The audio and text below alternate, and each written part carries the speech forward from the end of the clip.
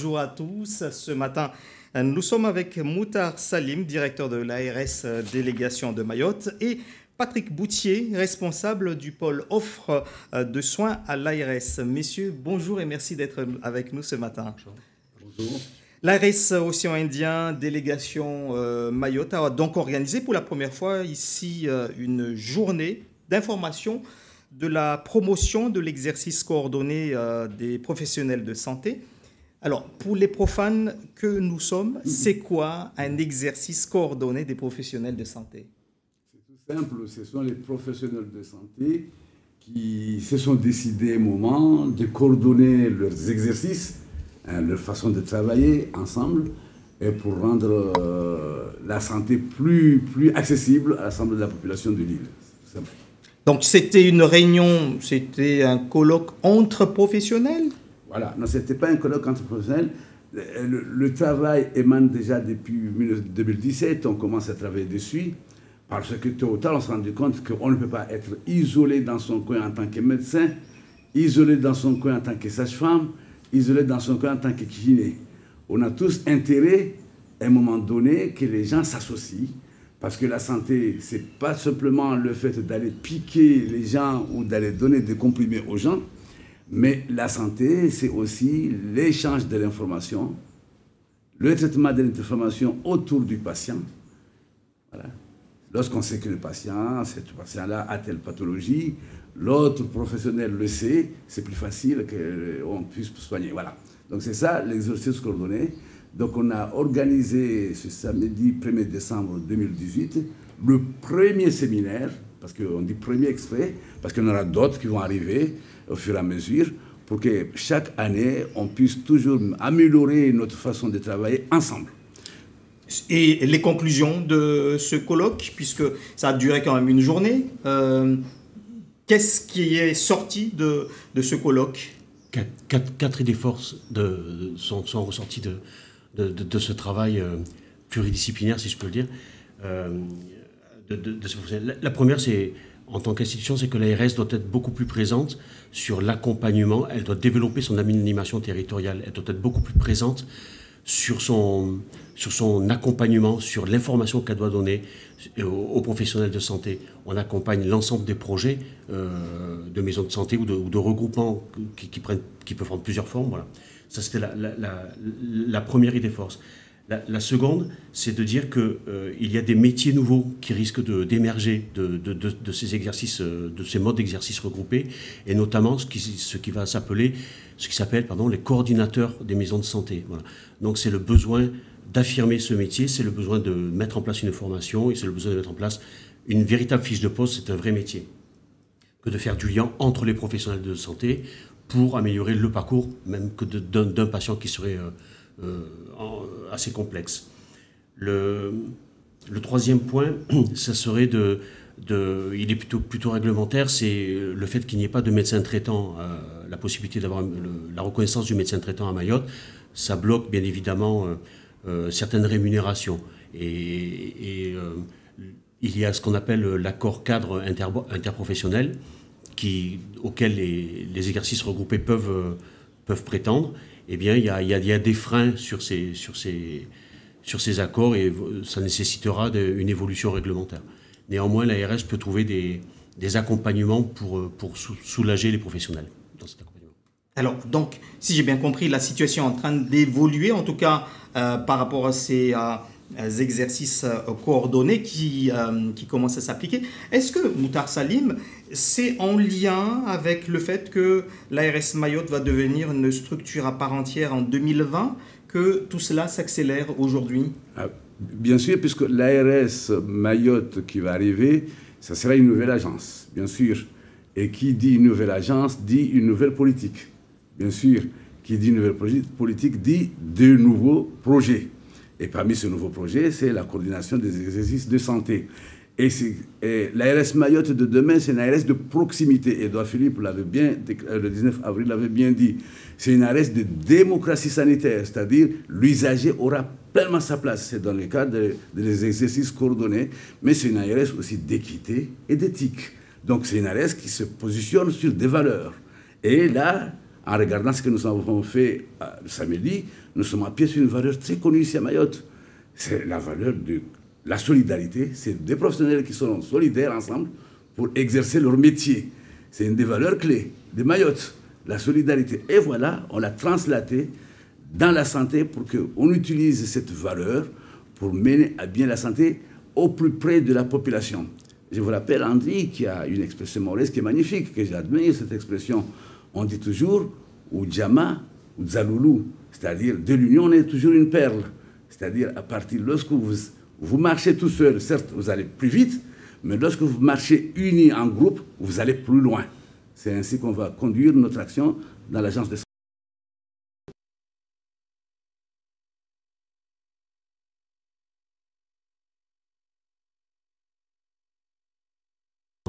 Il n'y avait pas forcément... Il y avait énormément de représentants des professionnels de santé, mais il y avait également les représentants d'usagers. Et la nécessité de cette présence a été forte, puisque il a pu être remonté aussi la nécessité d'associer les usagers à la construction d'un projet de maison de santé. Est-ce que Mayotte aura pleinement donc la possibilité de mener sa politique en matière de santé? Elle ne sera plus pilotée par la Réunion, c'est ce qu'on a compris, mais est-ce qu'on ne risque pas d'être piloté par la métropole et de faire appliquer ici une politique réfléchie depuis la métropole, ce qui risquerait de perturber certains fonctionnements, comme vous dites, typiquement local? Non, l'avantage de l'ARS Mayotte, ce sera la 18e ARS de France. Et cet avantage, c'est que nous ne sommes pas obligés de passer, si vous prenez l'image d'un train qui part, qui passe, nous ne sommes pas obligés de traverser toutes les gares pour arriver à Paris. Donc, nous allons sauter certaines gares, déjà, pour arriver au même moment que ceux qui sont partis plus tôt que nous, c'est-à-dire les Réunionnais ou les autres de la métropole qui ont déjà leur première ARS, qu'on arrive au même moment à Paris. C'est une image. Hein. Ça veut dire quoi? Ça veut dire tout simplement que nous ne sommes pas dans l'obligation de réfléchir comme a réfléchi l'ARS de Saint-Denis de La Réunion ou l'ARS de Paris. Nous avons cette chance d'être la 18e ARS, donc de remettre notre ARS dans le contexte purement territorial, local et dans le contexte régional. Donc c'est pour ça que nous avons acté des logiques claires. La proximité, c'est un contexte purement local. La démocratie sanitaire, c'est-à-dire mettre l'usager en plein dans les actions de santé, représenter collectivement, individuellement dans la santé, l'éthique et l'équité, les valeurs, c'est l'éthique, l'équité, parce que chaque individu qui est ici, chaque communauté qui est représentée dans ce territoire puisse avoir sa place dans l'accessibilité aux soins. La santé communautaire comme démarche de la prévention, ça n'existe nulle part, la santé communautaire comme démarche dans les autres ARS, alors que la nôtre, c'est une démarche, un outil pour faire de la santé. Et ensuite, la coopération régionale sanitaire, qui sera aussi un des grands outils pour conduire cette santé. Parce que nous sommes dans un territoire où, globalement, nous avons, à l'intérieur de Mayotte, la représentation de tout l'océan Indien. Nous avons ici l'Afrique, nous avons ici le Malgache, nous avons ici le musulman, nous avons ici le chrétien, c'est-à-dire c'est l'image même de l'océan Indien qui est représentée dans Mayotte. Donc la coopération sanitaire régionale est d'une importance capitale. Quand on parle d'exercice coordonné de professionnels de santé, on pense forcément à ces maisons de santé qui s'ouvrent à Mayotte ou ces maisons de santé pluriprofessionnelles. On a vu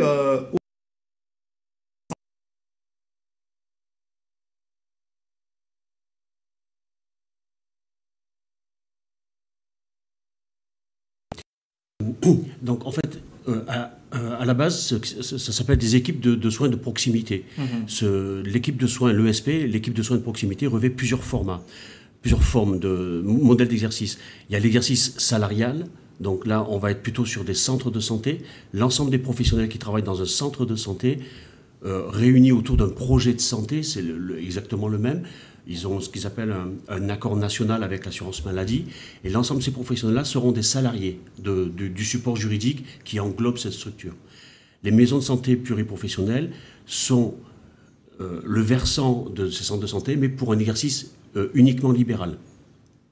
Par contre, les professionnels sont des libéraux, mais ils peuvent salarier, j'ai dit tout à l'heure, un coordonnateur pour faire du lien au sein de la structure. Ils peuvent salarier de commun les fonctions de secrétariat, les fonctions de logistique, ça ils peuvent le salarier entre eux. Mais les professionnels seront réunis au sein d'une maison de santé, dans une maison de santé, en tant que libéraux, alors que dans un centre de santé, ils seront salariés.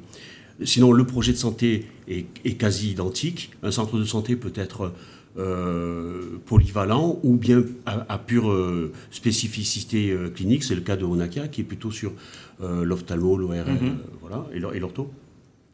Voilà. Actuellement, il y a donc, avec Onakia, donc, un centre de santé et 2 maisons de santé qui sont labellisées par le DGARS.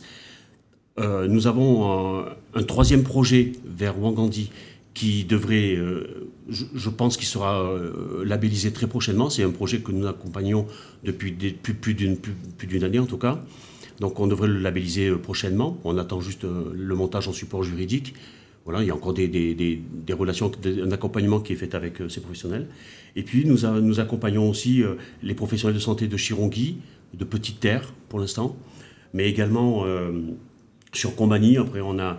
Alors voilà, c'est des projets qui sont plus ou moins matures, on va dire, voilà. Mais voilà, dans l'ordre de maturité, donc voilà, on aurait Ouangandi, la maison du centre, là, très prochainement. Et puis, eh bien, on doit encore travailler. Là, je travaille beaucoup avec les professionnels de Petite Terre. Alors, tout cela suppose création d'emplois, mais on a l'impression quand même qu'il y a des lacunes en termes d'orientation scolaire des élèves mahorais pour embrasser un travail dans le secteur médical. Il faut voir ces métiers, mieux les connaître, mais aussi apprécier les praticiens. Pourtant, l'image qu'on a ici, c'est que les praticiens sont entre eux, sont fermés entre eux à l'hôpital. C'est un monde à part. Est-ce que là, vous travaillez pour que, justement, profiter de ces changements pour que des Mahorais, des jeunes Mahorais, s'intéressent à ces métiers de santé? Tout à fait. Parce qu'il faut se rappeler que lorsqu'on a vécu très récemment la grève générale de 51 jours, et dans la plateforme de revendication des collectifs et des intersyndicales, il y avait les métiers de santé qui ont été vraiment qui ont émergé. Et ils ont, par exemple, stipulé qu'ils voulaient avoir 120 infirmiers à Mayotte. Ils voulaient des médecins, des sages-femmes, des kinés, de tous les métiers de santé paramédicaux de manière globale. Donc, le plan d'action pour l'avenir de Mayotte, les 53 mesures d'Annick Girardin, là, donc dedans, il y a la formation des professionnels de santé d'origine mahoraise. Donc, à partir de là, on a saisi l'occasion pour créer un groupe de travail qui est en cours, qui travaille. Ça fait déjà presque 4 mois. On a commencé depuis août, septembre, octobre. Là, on est 4 mois. On va continuer toujours. Et ce groupe de travail comprend l'ARS, le centre universitaire de Dembélé, le conseil départemental comme co-animateur avec l'ARS, l'IRTS, le centre des études de santé du CHM, qu'on appelle l'IFSI à l'époque, et puis d'autres organismes tels que l'Obscalia. Tout ce monde-là, nous nous réunissions une fois par mois et on continue de travailler. On recense d'abord tous les professionnels de santé mahorais qui existent, qui sont en cours dans la nation. Même ailleurs, en Roumanie, il y a d'autres étudiants qu'on a repérés qui étudient en Roumanie, certains qui sont même en Afrique, là, quelque part. On essaie de les recenser. Ensuite, deuxième point, on essaie d'imaginer à peu près ce qu'on aura besoin, c'est ce qu'il va vous expliquer tout à l'heure Patrick Boutier, et on va avancer. On espère que d'ici fin janvier, on pourra rendre à la préfecture notre document de travail et nos orientations futures pour que demain, nous puissions avoir à Mayotte des médecins, parce qu'il faut se rappeler que depuis 1841 que la France existe, ici à Mayotte, a pris possession de Mayotte en 2018 aujourd'hui, nous ne comptabilisons que 7 médecins mahorais, quelques sages-femmes, et c'est très très peu. J'ai calculé environ 35 médecins, 35 ans pour former un médecin. Voilà.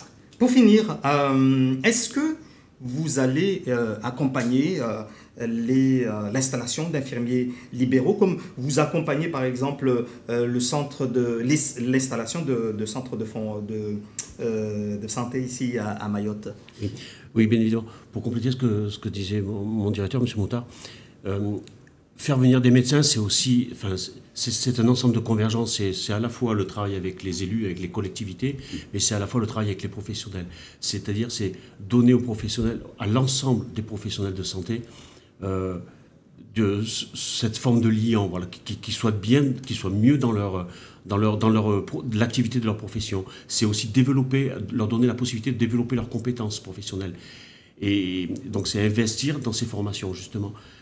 Par exemple, une profession qu'on ne s'imaginerait pas associée à une maison de santé, c'est les transporteurs sanitaires.